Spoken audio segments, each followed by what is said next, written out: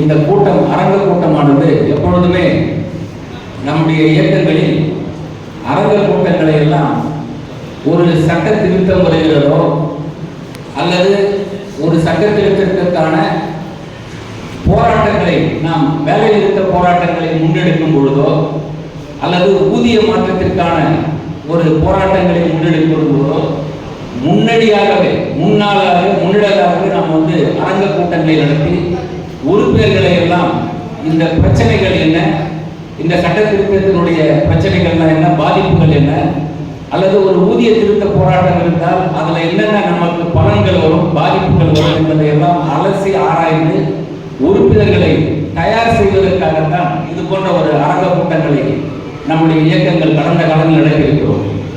ஆனால் இந்த அரங்க கூட்டம் ஒரு வித்தியாசமான ஒரு அரங்க கூட்டம். சட்டமாக சட்டமன்றத்திலே சட்டம் இயற்றப்பட்ட பிறகு நாம் இந்த அரங்க கூட்டத்தை நடத்தி கொண்டிருக்கிறோம். இது காலதாமதமாக இருந்தாலும் நாம் இது வரவேற்கக்கூடிய விஷயம். இதே போன்ற அரங்க கூட்டங்களை எல்லா மண்டலங்களிலும் ஏயூடி நடத்த வேண்டும். உறுப்பினர்களை நீண்ட ஒரு போராட்டத்திற்கு தயார்படுத்த வேண்டும் என்று நான் ஏயூடி மாநில பொறுப்பாளர்களை கேட்டுக்கொள்கின்றேன். இது போன்ற அரங்க கூட்டங்களை நமது மண்டலத்தில் நடத்துவது என்பது அது ஏயூடியாக இருக்கட்டும் அல்லது ஜிசிடியாக இருக்கட்டும் அல்லது அரசு ஊழிய சங்கங்களாக இருக்கட்டும், இதே அரங்கத்தில் இந்த ஆசிரியர் இல்லத்தில் இது போன்ற பல அரங்க கூட்டங்களை நாம் நடத்தியிருக்கிறோம். போராட்ட காலங்களில் எல்லாம் போராட்ட தயாரிப்பு கூட்டங்களை எல்லாம் நாம் நடத்தியிருக்கிறோம். ஆனால் இந்த அரங்க கூட்டம், இந்த போராட்டம் என்பது தனியார் பல்கலைக்கழக சட்ட திருத்தம் சட்ட மசோதாக நிறைவேற்றப்பட்டிருக்கிறது. அது மறு ஆய்வுக்கு உட்படுத்தப்பட்டிருந்தாலும் நாமெல்லாம் மகிழ்ச்சியோடு அதை ஏற்றுக்கொள்ளக்கூடிய நிலையிலே இல்லை. ஏன்னா எப்போ வேணா அது மீண்டும் சட்டமாகலாம். நம் தலைக்கு மேல கழுத்துக்கு கீழே கத்தி தொகி கொண்டிருக்கிறது என்றால் யதார்த்தமான உண்மை. இந்த சட்ட திருத்தத்தினால், இந்த மசோதாவினால் என்னென்னலாம் நமக்கு பாதிப்புகள் ஏற்படும் என்பதையெல்லாம் இங்கு தெளிவாக நம்முடைய பேராசிரியர் அவர்களும் மாநில பொறுப்பாளர்கள் எடுத்துக் கூறியிருக்கிறார்கள். நம்மெல்லாம் அதுக்கு நமக்கு எல்லாம் தெரிஞ்சிருந்தாலும் உறுப்பினர்களை தயார்படுத்த வேண்டும். அதுதான் நமது அத்தியாவசியமான ஒரு நேரம். போராட்டங்கள் இல்லாமல் நாம் எதையுமே பெற முடியாது, எதையுமே சாதிக்க முடியாது என்பதுதான் கடந்த கால வரலாறு. அதுதான் நம்முடைய தலைவர் அவர்கள் அழகாக தெரிவித்தார்கள். 1983 நான் முதலாக அரசு கல்லூரியில் பணியில் சேர்ந்தேன். 83 பணியில் சேர்ந்த உடனே 85 ஜாக்டி போராட்டம். அப்பெல்லாம் டென்னியர் டீச்சர்ஸ், நாங்கெல்லாம் டெம்பரரி டீச்சர்ஸ் சொல்லுவாங்க. 85 ஜாக்டி போராட்டம் அரசாணையை எரிக்கக்கூடிய ஒரு போராட்டம். அந்த அரசாணை எரிக்கக்கூடிய போராட்டத்திலே அரசு ஊழியர்கள் எல்லாம் போராட்டத்தில் முழு மூச்சாக பங்கெடுத்து தமிழ்நாட்டில் உள்ள எல்லா சிறைகளும் நிரப்பப்பட்டு விட்டது. சிறை நிரப்பப்பட்ட காலத்தில் நம்முடைய அரசு கல்லூரியோ அல்லது ஏயூடி தனியார் கல்லூரி ஆசிரியர் சங்கங்கள் எல்லாம் போராட்டத்தில் பங்கு பெறவில்லை. அப்ப அந்த அரசு ஆணையை எரிக்கக்கூடிய முதல் போராட்டத்தில் ஜேஏசி சார்பாக அப்பொழுது தமிழ்நாடு அரசு கல்லூரி ஆசிரியர் கழகத்துடைய பொதுச் செயலாளராக இருந்த பேராசிரியர் ஈபி பெருமாள் அந்த போராட்டத்தில் கலந்து கொண்டு அந்த அரசாணையை எரிக்கக்கூடிய அந்த நிகழ்ச்சியில கலந்து கொண்டதனால் அவரும் கைது செய்யப்பட்டார். அப்ப அவர் கைது செய்யப்பட்டார் என்ற செய்தி அப்ப இப்ப இருக்கிற மாதிரி செல்போனு, மொபைல் அதெல்லாம் கிடையாது. தந்தி தான், இந்த லேண்ட்லைன் தொலைபேசி மூலமா. இன்று மாலை கைது செய்யப்பட்ட உடனே அடுத்த நாள் தமிழகம் முழுவதும் உள்ள அனைத்து கல்லூரிகளுக்கும் ஜிசிடிஏ பொதுச் செயலாளர் கைது அப்படின்னு சொன்ன உடனே அதுவரை போராட்டத்தில் ஈடுபடாதிருந்த அந்த அரசு கல்லூரி ஆசிரியர் கழகமானது அடுத்த நாள் முதலே காலவரையற்ற போராட்டத்தில் பங்கெடுத்துக் கொண்டார்கள். சிறை நிறுவனம் போராட்டத்தில் பங்கெடுத்துக் கொண்டார்கள். காலையில அரெஸ்ட் பண்ணுவாங்க, ஜெயில எல்லாம் இடம் இல்லை, ஜெயில நிரம்பி போச்சு அப்படின்னு சொல்லி மாலையில அவங்களை விடுவிச்சிருவாங்க. அந்த போராட்டத்திலே கைது செய்யப்பட்ட போராட்டத்திலே அது முதலாக நானும் அந்த போராட்டத்தில் கலந்து கொண்டு கைது செய்யப்பட்டேன். அப்போ டென்னியர் டீச்சர்ஸ் எல்லாம் நீங்க அரெஸ்ட் ஆகக்கூடாது, நீங்க எல்லாம் போங்க அப்படின்னு எங்களை அனுப்பிட்டாங்க. இருந்தாலும் அந்த நேம் லிஸ்ட்ல எழுதிய தவிர அன்று நாள் முழுவதும் அந்த போலீஸ் ஸ்டேஷன்ல உட்கார வச்சு ஈவினிங் எங்களை ரிலீஸ் பண்ணி அனுப்புவாங்க. தினந்தோறும் நம்மளை அரெஸ்ட் பண்ணி மாலையில் ரிலீஸ் பண்ணுவாங்க. அந்த போராட்டத்தில் சேலம் சிறையிலே கருப்பண்ணன் என்ற ஒரு ஆசிரியர் உயிர் நீத்தார். அந்த கருப்பண்ணனுடைய தியாகம் தான் அந்த 85 போராட்டத்திலே நாம் பெற்ற மிகப்பெரிய வெற்றியாக நாம் கருதுகிறோம். ஆக 85 ஒரு போராட்டம் மிகப்பெரிய கூட்டு போராட்டமாக அந்த போராட்டம் நடந்தது. 87 ஐஃபெக்டோ போராட்டம், அகில இந்திய அளவில் நடைபெற்ற ஒரு மாபெரும் போராட்டம். 2 லட்சத்துக்கும் மேற்பட்ட கல்லூரி பல்கலைக்கழக ஆசிரியர்கள் சிறை நிரப்பும் போராட்டத்தில் ஈடுபட்டார்கள். அப்போ பல்கலைக்கழக கல்லூரி ஆசிரியர்களும் பல்கலைக்கழக ஆசிரியர்களும் கை நிறைய சம்பளம் வாங்கும். எல்லாருக்குமே தெரியும், பல லட்சங்கள், 2 லட்சம் வரைக்கும் எல்லாம் நம்ம சம்பளம் வாங்குறோம். இந்த சம்பளம் என்பது ஓய்வூதியம் என்பதெல்லாம் இருக்கு. இந்த சம்பளம் என்பது சும்மா வந்துடுது. அப்பெல்லாம் 4470 ரூபாய் பேசிக். இவங்கெல்லாம் பணியில் சேரும்போது 470 ரூபாய் நினைக்கிற பேசிக். அடுத்த ஊதிய உயர்வு வரும்போது 700 ரூபாய் பேசிக். ஒரே சம்பளம் தான். நான் பணியில் சேரும்போது 700 ரூபாய் பேசிக்கு. நீண்ட போராட்டத்திற்கு பிறகு ஒரே ஒரு கேடர் ப்ரொஃபசர் போஸ்ட் ஒன்று கொடுத்து 1100 ரூபாய் ஒரு பேசிக் ப்ரொமோஷன் கொடுத்தாங்க. அது போன்ற நிலையில் இருந்த ஆசிரியர்களுக்கு முதலாக அந்த பல்கலைக்கழக மானிய குழுவை இந்தியா முழுவதும் அமல்படுத்த வேண்டும் என்று மிக நீண்ட நெடிய போராட்டத்தை முன்னிறுத்தியது ஐஃபெக்டோ. அந்த போராட்டத்தில் ஆகஸ்ட் 1987 ஆகஸ்ட் 31ஆம் தேதி ஒரு மாபெரும் சிறை நிரப்பும் போராட்டத்தில் பங்கு பெற்று ஏறக்குறைய தமிழகம் முழுவதும் ஆயிரக்கணக்கான ஆசிரியர்கள் சிறை சென்றார்கள். அந்த போராட்டத்தில் நானும் பங்கு பெற்று ஏறக்குறைய 11 நாட்கள் இந்த வேலூர் ஜெயிலில் நான் இருந்தோம். அந்த போராட்டத்தின் போது நம்முடைய மண்டலத்தினுடைய வேலூர் மண்டலத்தினுடைய அமைப்பாளராக இருந்து போராட்டத்தை நடத்தியவர் நம்முடைய பேராசிரியர், மதிப்பிற்குரிய பேராசிரியர். அவரும் அரெஸ்ட் ஆகினா உள்ள வரணும் வந்தார். இல்ல எல்லாரும் உள்ள போயிட்டோம்னா எங்களெல்லாம் கவனிக்கிறதுக்கு ஆள் வேணும் அப்படின்னு நீங்க வெளியே இருங்க, அந்த அமைப்பாளராக இருந்து இந்த போராட்டத்தை வழிநடத்தக்கூடிய பொறுப்பை அவர்கிட்ட ஒப்படைச்சிட்டு நாங்கள் எல்லாம் ஜெயிலில் இருந்தோம் 11 நாள். அப்ப எங்களுக்கு தேவையான வசதிகள் போராட்டம் அது உள்ள ஜெயிலுக்குள்ள உணவு வழங்குவதிலிருந்து துணிகள் வழங்குவதிலிருந்து உறவினர்கள் வந்தால் எங்களை பார்ப்பதிலிருந்து எல்லா ஏற்பாடுகளையும் பேராசிரியர் தலைமையில் இருந்த ஒரு குழு தான் அன்று எங்களுக்கு எல்லா வசதிகளையும் செய்து கொடுத்தது. அந்த ஜெயில் சூப்பர்டென்ட் அவங்க நேராக பார்த்து பேசி எங்கள் பேராசிரியர்களுக்கு இந்த ஃபர்ஸ்ட் கிளாஸ் கேட்டகரியை கொடுங்க அப்படின்னு சொல்லி அந்த வசதியெல்லாம் ஏற்படுத்தி கொடுத்து, இதில் என்ன ஒரு உச்சகட்டமான ஒரு உண்மை என்றால், நாங்கள் எல்லாம் ஜெயில் இருந்தோம். எங்களுடைய தோழர்கள் எல்லாம் சிறையில் இருக்கும் பொழுது நான் மட்டும் வீட்டில் இருக்க மாட்டேன் என்று பேராசிரியர் இளங்கோவன் அவர்கள் தினமும் நைட்ல அந்த விசிட்டர்ஸ் தங்கக்கூடிய இடத்துல அங்க ஒரு துண்டு பிச்சுட்டு அங்க படுத்து தூங்கி எழுந்து அடுத்த நாள் காலையில இந்த வேலைகளை செய்து அந்த மிகப்பெரிய தியாகம் தான் இந்த நம்ம வாங்கக்கூடிய சம்பளம்.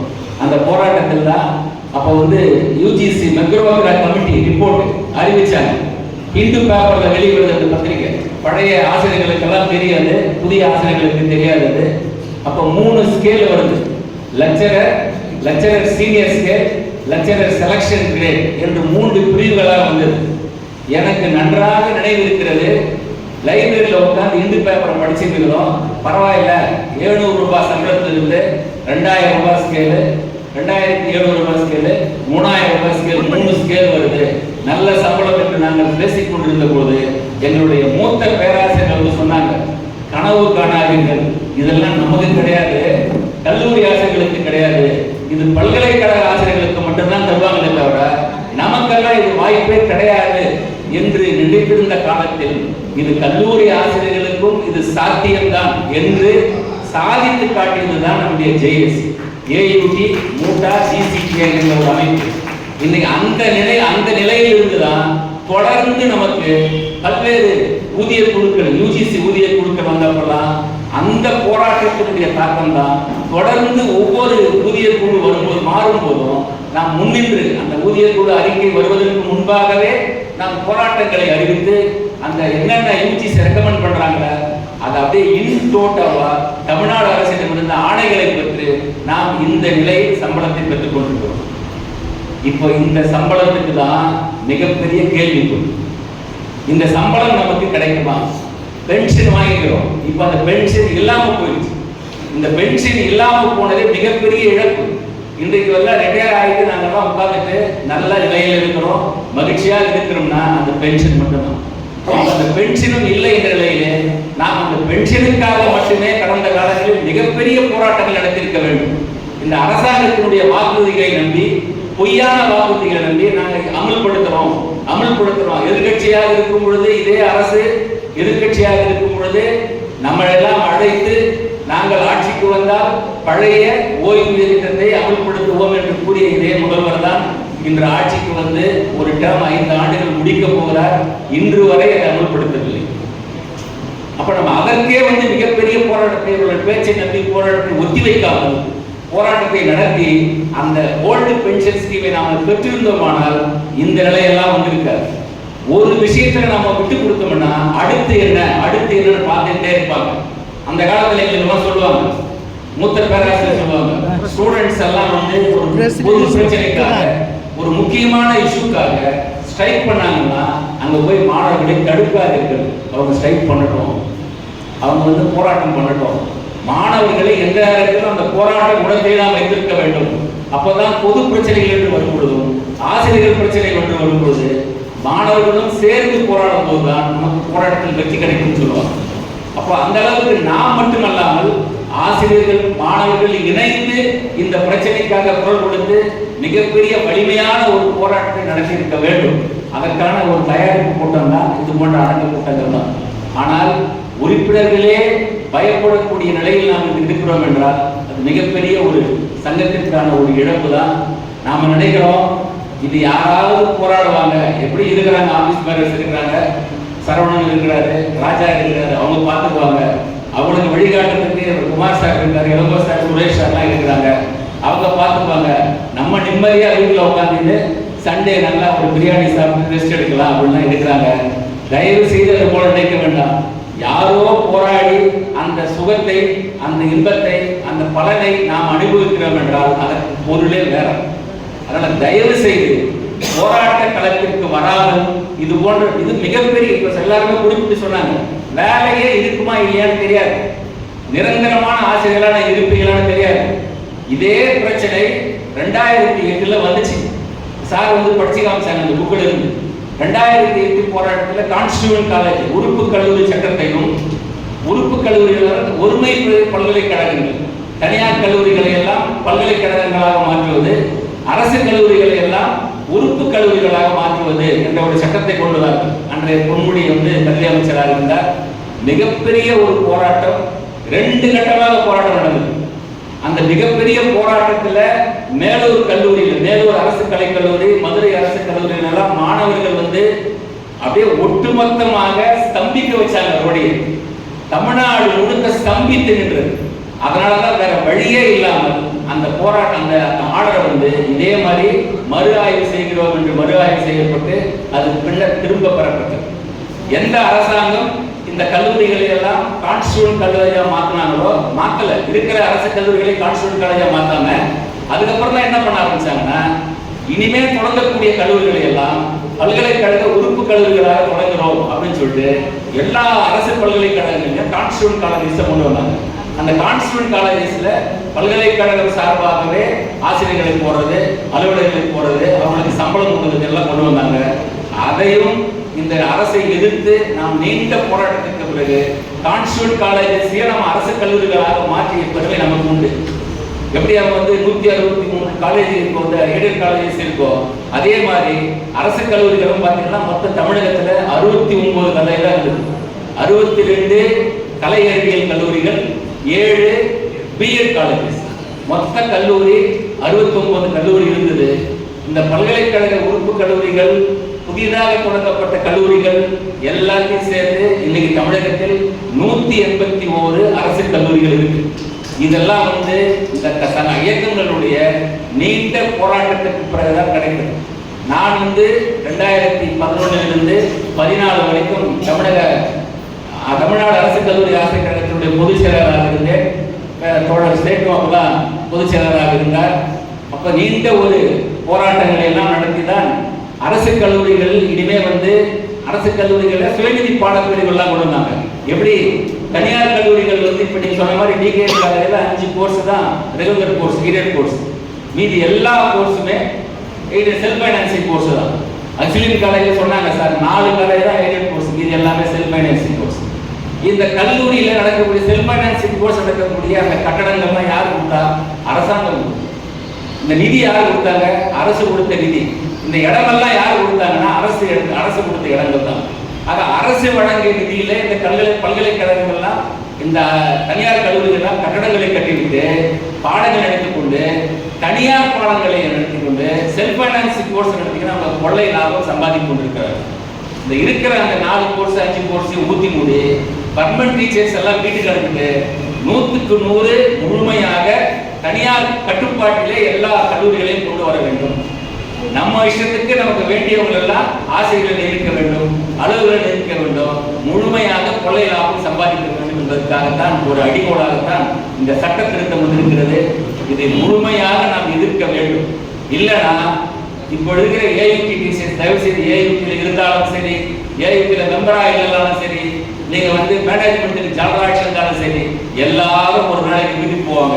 என்ன ஒரே வித்தியாசம், ஏயுடி மெம்பர்ஸ் முதல்ல வீட்டுக்கு போவாங்க, பல்கலைக்கழக ஜனராட்சி எல்லாம் கடைசியாக வீட்டுக்கு போவாங்க. அவ்வளவுதான் ஒரே வித்தியாசம் இருக்குமே தவிர எல்லாரும் வீட்டுக்கு போய், ஏன்னா உங்களோட வேகமா ஜனராட்சி நிறைய பேர் புதுசாக வருவாங்க, அவங்களுக்கு தான் முதலிடம் கிடைக்கும். அதனால தயவு செய்து இதை நாம் அடியோட வேரோடும் வேரடி மண்ணோடும் நாம் இதை எதிர்க்க வேண்டும். இதை டோட்டலா வித்ரா பண்ண வரைக்கும் நாம் ஓயவே முடியாது. இப்ப வந்திருக்கிறவங்க மட்டும் போகாது, நீங்கள் எல்லாம் சென்று இந்த அரங்கக்கூட்டத்தினுடைய முக்கிய நோக்கமே உங்கள் கிளைகளில் உள்ள பிற உறுப்பினர்களுக்கு ஏயுடி மெம்பரா இருப்பாங்க, ஏயுடி மெம்பரா இல்லாம இருக்காங்க நிறைய பேர். எனக்கு என்ன ஏயுடி பார்த்துக்கணும் உட்காந்துக்கிறாங்க, அவங்களுக்கெல்லாம் சொல்லுங்க, மானம் கட்டவங்களே இன்னைக்கு உங்களுக்கு வேலை போச்சுன்னா உங்களோட ரோட்ல எவனும் மதிக்க மாட்டான். தயவு செய்து ஏயுடியில மெம்பர் ஆகலாம் கூட பரவாயில்ல, சப்ஸ்கிரிப்ஷன் கொடுக்கலாம் கூட பரவாயில்ல, இந்த போராட்டத்திலிருந்து கலந்துக்குங்க. அப்பதான் நம்ம காலேஜை காப்பாற்ற முடியும். நம்மளுக்கெல்லாம் எடுத்து சொல்லி இந்த ஆபத்தை எடுத்து சொல்லி இந்த போராட்டம் வெற்றிகரமான ஒரு முழுமையான போராட்டம் நாங்கள் ஏன்னா முடிஞ்சு போச்சு தயவு செய்து நினைக்காது, எப்போ வேணா மீண்டும் வரலாம். இதற்கு ஒரு நல்ல எடுத்துக்காட்டு சொல்லணும்னு சொன்னா அண்ணாமலை பல்கலைக்கழகம். இந்த அண்ணாமலை பல்கலைக்கழகம் இதே போல தனியாரால் துவங்கப்பட்டு அது ஒரு நல்ல நோக்கத்துக்காக தொடங்கப்பட்ட ஒரு பல்கலைக்கழகம். அதற்கு பிறகு அங்க யூஜிசியில பணம் வாங்கி பல ஆயிரக்கணக்கான கோடிகள் பணம் வாங்கி பில்டிங் கட்டுறாங்க, இடம் பார்க்குறாங்க, போஸ்டிங் போடுறாங்க.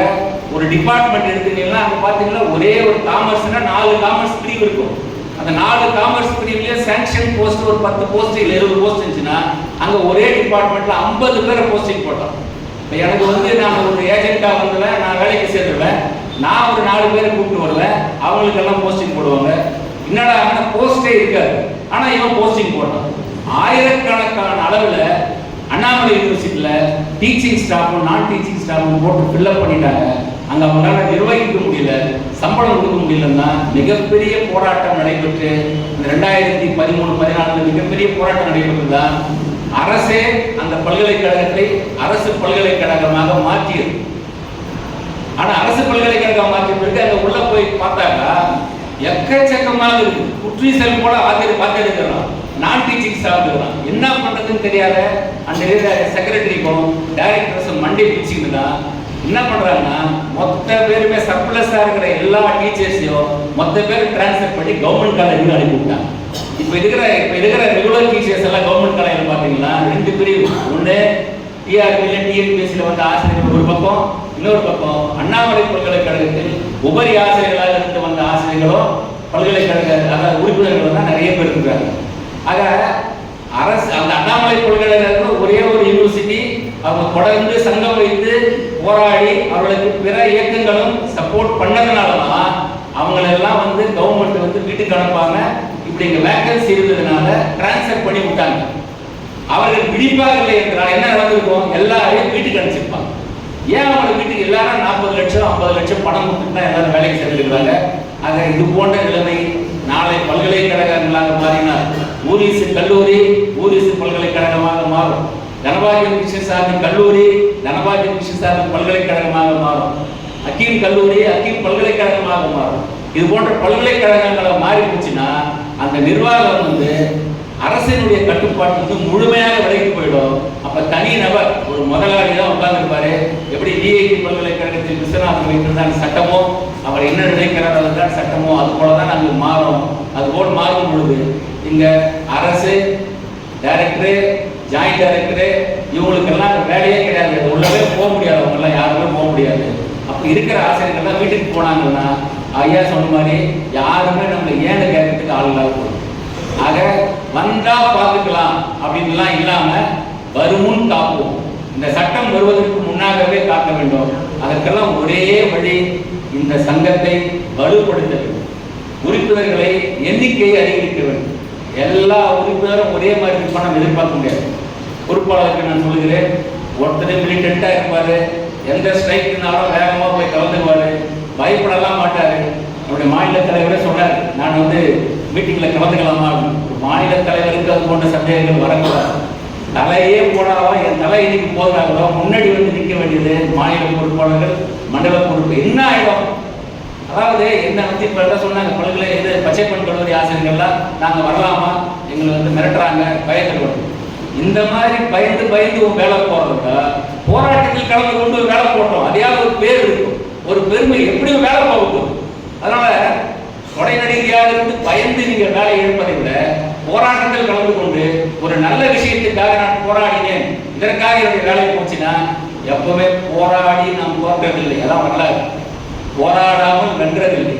நம்ம உட்கார்ந்து இருந்தாக்க நம்ம யாராவது போராடி கொடுப்பான்னு இருந்தோம்னா சத்தியமா அது நடக்காது. ஆக நாம் என்ன சொல்றோம்னா, உறுப்பினர்களுடைய எண்ணிக்கை தயவு செய்து அதிகமாக்குங்க. ஊரிஸ் கல்லூரியில 4 பேர் 3 பேர் போராட்ட வாசல் நின்று பண்றாங்க. டிகே நான் பாக்குறேன், என்ன கூப்பிடுவாங்கன்னு எதிர்பார்த்தேன். ஏதாவது டிகே காலேஜ்ல கூப்பிடுவாங்க, நானே வரலான்னு பார்த்தேன். ஆனா காலையில முடிஞ்சு போறேன். நான் எப்பவுமே எந்த இடத்துல போராட்டம் நடந்தாலும், முழக்க போராட்டம் நடந்தாலும் என்னை கூப்பிடலாம் கூட அங்கே போய் நின்று ஒரு கோஷம் போட்டுட்டு கூப்பிட்டாங்கெல்லாம் வாழ்த்து பேசிட்டு தான் போவேன். ஏன்னா நம்மளாம் அந்த காலத்தில் இருந்து போராட்ட பாதையில் வந்தவர்கள். போராடுவதற்காக நாம் தயங்கக்கூடாது. நம்ம எப்போ போராட்டம் வெற்றி பெறும் அப்படின்னா உறுப்பினர் எண்ணிக்கை மிகவும் முக்கியமானது. நம்ம 3 பேரை வெளியிட்டு போராடி 40 பேர் உள்ள உட்காந்து பாடம் நடத்தினோம்னா அங்க நம்ம வெற்றி பெறவே முடியாது. அப்போ உறுப்பினர்கள் எண்ணிக்கை அதிகரிக்க வேண்டும். அதற்கு உறுப்பினர்களை சேர்க்கக்கூடிய இயக்கம் நாம் ஏயூடி ஆரம்பிக்க வேண்டும். உறுப்பினர் எண்ணிக்கையை அதிகரிக்க வேண்டும். இப்போதுள்ள பொறுப்பாளர்கள் அவங்ககிட்ட 4 மெம்பர்ஸ்லாம் பேசி உறுப்பினர் ஆகுங்க, நீ சந்தா கொடுக்கனோட பரவாயில்ல. ஒரு சிலர் சந்தா கொடுத்து பயந்து உறுப்பினராக வரமாட்டோம். ஒரு சிலர் கேட்டகரி என்ன பண்ணுவான், ஸ்ட்ரைக் வரும்போது அது வரைக்கும் சந்தா கொடுத்து இருப்பான், மெம்பராக இருப்பான். இன்டெபெண்டன்ட் ஸ்ட்ரைக்கு லாஸ் ஆஃப் பே வருதுன்னா நான் மெம்பர் இல்லை, நான் மெம்பர் போயிடுவோம். அது மாதிரி பல கேட்டகரி நம்ம கிட்ட இருக்கு. எல்லாரையும் அரவணைத்துக் கொண்டு உறுப்பினர் எண்ணிக்கையை நாம் காட்டணும்னா தான் ஒரு இன்டெபெண்டன்ட் ஸ்ட்ரைக்கு அல்லது ஒரு நாள் போராட்டம், ஒரு மாஸ் கேஷுவல் லீவ்னா அங்க நம்முடைய எண்ணிக்கையை காட்டும், ரிஃப்ளெக்ட் ஆகும். அரசு வரைக்கும் அது ரிஃப்ளெக்ட் ஆகும். ஆக உறுப்பினர் எண்ணிக்கை அதிகரிக்கான முயற்சிகளை நம்முடைய மண்டல பொறுப்பாளர்கள் மேற்கொள்ள வேண்டும் என்று கேட்டுக்கொண்டு அந்த உறுப்பினர் எண்ணிக்கை எல்லாம் அதிகரித்து இது போன்ற அரங்க கூட்டங்களையும் வழக்கமாக நம்ம எல்லா சங்கங்களும் உறுப்பினர் பயிற்சி முகாம், அந்த உறுப்பினர் பயிற்சி முகாம் என்பது எப்படி வருங்காலங்களில் நாம் உறுப்பினர்களை போராட்ட வீரர்களாக ஒரு போராட்டத்தை எப்படி நடத்துவது, முன்னேறி நடத்துவது என்பத தலைமை பயிற்சியை அவர்களுக்கு அளிக்க வேண்டும்.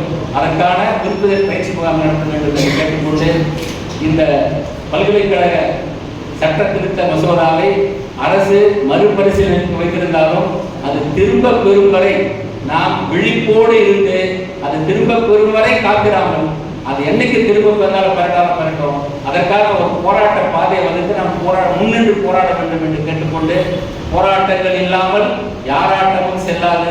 போராடி நாம் தோற்றதில்லை, போராடாமல் வென்றதில்லை, இறுதி வெற்றி நமதே என்று கூறிக்கொண்டு வாய்ப்பு கண்டு விடைபெறுகிறேன். நன்றி.